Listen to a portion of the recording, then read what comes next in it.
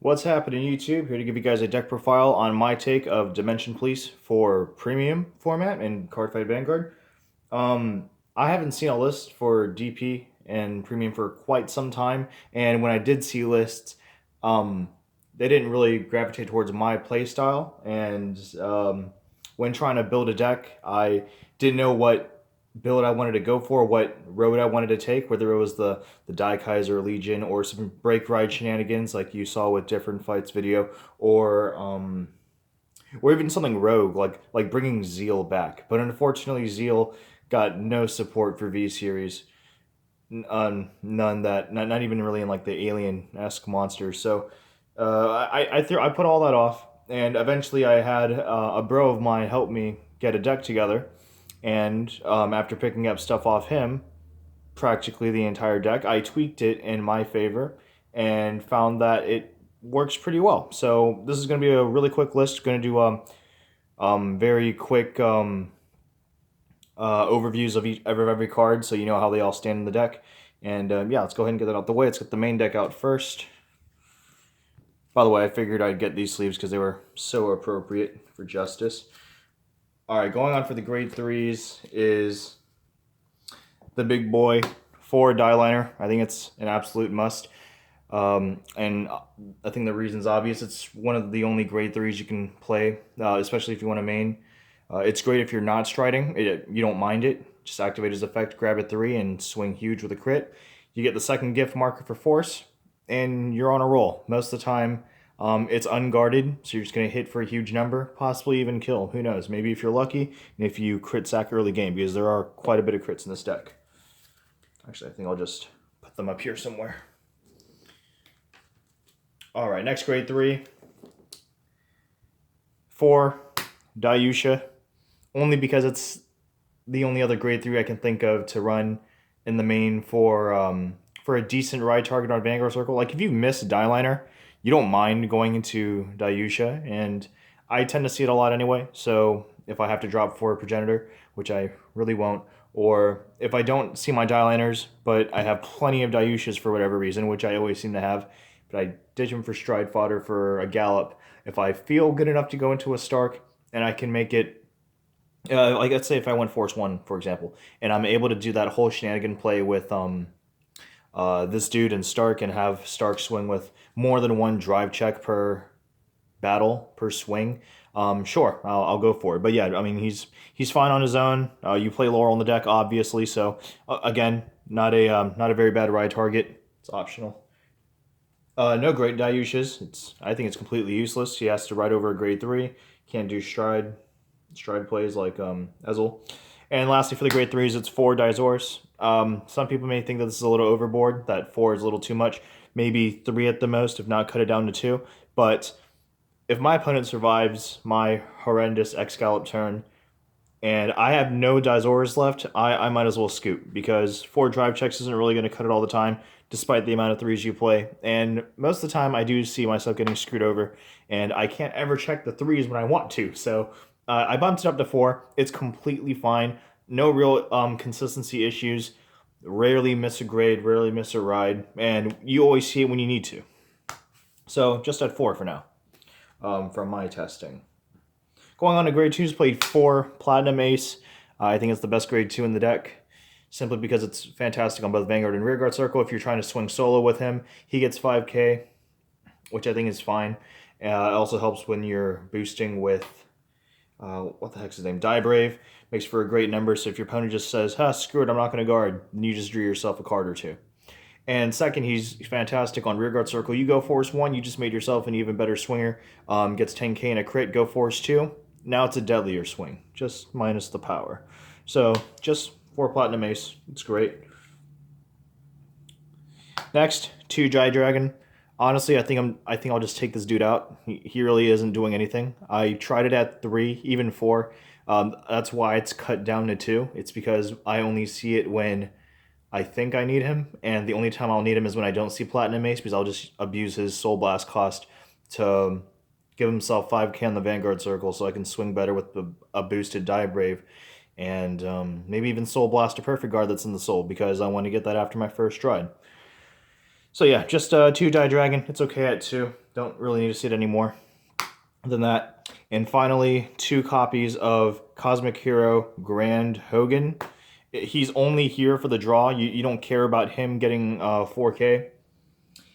I mean, yeah, the counter charge is nice, but you're always going to meet the requirement that turn you're going to call a Grand Hogan a rearguard circle. So just, most of the time I don't bother counterblasting. Like when I have the one open counterblast, I'll leave it open because I'm just going to counter charge it anyway. But he's really only here for the draw, just to fish your deck out for Laurels, stand triggers. Maybe that one Dizoris that you're not seeing, but there's still like 3 copies in the deck. Oh, look, you just drew one. Because when I had 2 and I needed to draw into it, I didn't ever see it. Moving on to grade 1s. Of course, you're playing for Laurel. I'm not going to explain anything else. Laurel just does everything for you in the deck, whether you're striding or not. Let's see, I'd say the second, if not third best grade 1 in the deck is Die Brave. He's only here because of the draw. You can attempt to rush early game. You can even have him swing on a rearguard circle in the front row and try to apply some pressure. But if your Vanguard hits, just suck him up. Now, what I do is I would keep him on the front row rearguard circle. I will swing my Vanguard first because I don't want my opponent to get a defensive trigger and have a better chance of defending my Vanguard swing and then end up having my opponent snipe this guy. So I would swing with Vanguard first just to kind of send a message like, hey, if I hit a trigger, I mean, if you hit a defensive trigger, you could have a better chance of defending my rearguard circle. So I think you should take this hit. Joke's on you. If the attack hit, I'm not even going to swing with this dude. I'm going to put him right in the soul and draw a card. You can get you can kill your opponent first stride, if not second stride at the most. So you don't really have to worry about the early game. I say the best grade 1 of the deck.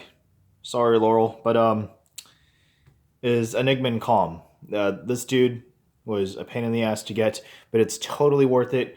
Do not settle on 4 draw perfect guards or any other perfect guard. Please pick this thing up if you can. Sell all the other decks and crap that you own. Use a paper playmat if you have to. Just get at least 3 copies of Calm. It is fantastic. It's a great ride target. You can damage deny your opponent. It's a 6K, unlike the other grade 1 perfect guards nowadays, which are 7. And well, aside from damage denying, he's also a great ride target for the fact that you can dump him out from the soul with a dragon or Die Brave, and after your first or second stride, or pretty much any stride after the first, you can grab this dude back for the simple cost of a Counterblast and Soul Blast, and then when you get him back, if your Vanguard's a certain power, you countercharge 1. So pretty much for the cost of a Soul Blast, you grab a free perfect guard every turn. You would ditch this guy for his cost or ditch him for stride, you'll still get him right back at the end of the turn. It's like he's never gone. And finally, to Honolly, it's only there for the Ezel matchup. It helps when your opponent tries to go Ultima and you have those few players that do stand cheese. Well, I'm sitting at a 13K base. I can take 2 or 3 hits because I'm smart. And let's say I hit a defensive trigger to a 5K or 10K value. Honolly's going to do something. I'll have plenty of guard. I'll have all the perfect guards in the world. Come at me, bro, because I damage starved you. And you can swing your 5 times, but then you just cut your losses with that stand trigger. Well, then again, if I had a Honolly on board, why would my opponent ever go for a stand trigger? Maybe they were trying to feel lucky. Going on to triggers, 4 of the one from, what was it, Premium Collection?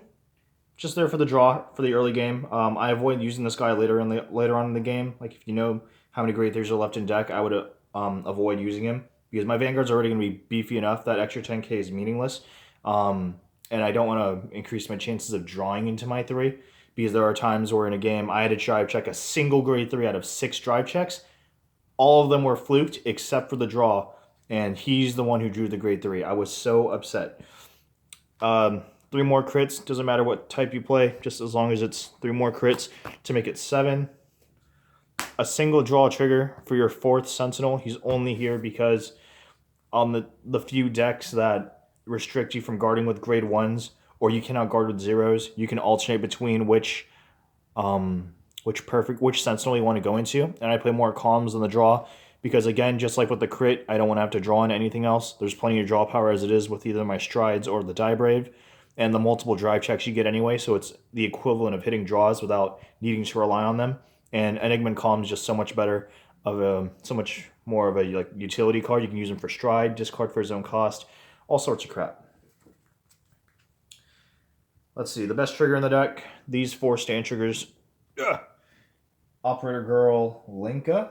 Always thought it was a strange name to this day. She's basically the one that enables you your kill turn, destroy your opponent's perfect guards. Yes, I'm swinging for 156k. Try to guard it without perfect guards. It's enjoyable to watch your opponent do all the math and you sit back and relax. All right, 4 heal triggers. 3 of them are V, and the one tech is the G Series one. Dimensional Robo Outfitter Cassie. She's only there for countercharge options, especially if you kept one in your hand or you drove check it your first kill turn, but you just couldn't make it because your opponent had everything against you. Get your countercharge up, have at least 3 points of damage, if not 4, available to you that next turn, and kill your opponent again. And for the starter, it's just V-Series Goyusha. I hate using OG Goyusha in this deck simply because I do not play enough, if any at all, dimensional robo cards. Yes, let's see. There's a couple triggers. There's 1 normal unit in every grade. Well, a few in the grade 3, but I mean, you're not going to see the grade 3s in the early game for Goyusha. And most of the time that I want to do it, I end up having to lose the dice roll. So if I do choose to go into... No, I mean, sorry, I win. So when I do actually have all the pieces together and I can use Goyusha, it'll only put me in a situation where my opponent can stride first. Yes, superior riding into that die liner and then abusing die liner's effect to stack all that power and swing huge is fine, but my opponents like to damage deny me sometimes. Especially when they see the Goyusha turn, they can kind of do the math or see the play in their own head and be like, oh, I know exactly what this dude's about to do. So instead of having to have my opponent see the starter and instantly play against me, I just play the V-Series one. One, because it's Soul Blast fodder for your die liner if you need it, or a Die Dragon, and it gets you a draw. That's pretty much it. Okay, going on to strides. I think this is even more easy. It's just 4 copies of X-Gallop. It's the big guns. For the one-ofs, it's Super Cosmic Hero X-Lead. Most of the time I go into him my first stride because I want to get a draw off. It's just on-hit pressure. And if my opponent's been guarding in the early game, I use him as my one stride. That would say if my opponent does not perfect guard this and wants to preserve their perfect guards for a later turn, especially for an X-Gallop turn. This is the guy that will usually hit, net you 1 card as a draw, and punch for at least 3 points of damage. 1 X-Tiger. It's mostly flip fodder for lead. What is this? 1 Dimax from the premium collection. For 2 reasons. 1, it's great flip fodder. It looks great. And the second one is when you do happen to pull it off, it's not that bad. I mean, being able to, I don't know, fish out a grade 3 that'll always hit out for a decent number, get your Platinum Ace, and you have plenty of soul already because of his own effect, you're pretty much good to go. But I never go into them. I never go into any of these except for like these first 5. The GB8, just because it's a GB8, and if your opponents really push you to that point, or if you're good enough to, well, I mean, not good enough, but like let's say you don't have the counterblast, you don't have the resources to do anything, just go into the GB8 and you're set. 1 Progenitor Dragon and 1 Zeroth Dragon, both the beginning and the end. This I never go into, and this is also quite rare because kill the opponent on the first 2 strides, if not the second most of the time, because your opponent's really just tanking 1 if you can't kill. The second one's almost guaranteed. So yeah, Stark, I mean, it's all just a fail-safe. Going into the G-Guards, one of this guy, he's okay. Discard cost is fine. Normally just discard a Calm if I have too many, or a Hanali if it's useless. And just get my Vanguard 4K till the end of my opponent's turn. It's fantastic. Just stack up. One of this guy, it's another great reason why I play V-Series Dayusha. It's because like, if I can't pull off the OG Goyusha, and he sits there in rearguard circle waiting to get bombed or arrested with Laurel or eventually replaced by a better rearguard to boost, he won't be in the soul, so I'll need the cost of Soul Blast for him to get his skill off. 1 Zeal just to make the tables turn. That, and also if I have Enigma Calm in my soul and I want to get it out, his Soul Blast is perfect for it. 1 Dolphin, 1 Atlantis Dolphin. It's not there for anything else except for, I don't know, getting in a Stark faster, which, again, never happens. And 2 copies of Ractome. These are there to cycle on your opponent's turn, make sure that you can get your stuff right before your turn. So like that's like you're missing one. You're one stand trigger short. You have one in hand, but you want to get one more. Use this. Discard anything else in your hand. A calm. The heal trigger, critical, whatever you need. Just make sure you can get this card. Or what if you don't have Stride Fodder? What if you only have one of these? You also want another Gizaurus. You have plenty in deck. You just increase your chance of drawing one. It's great. And that's pretty much it. That wraps it up for this deck profile. Thank you so much for watching, and I'll see you guys next time.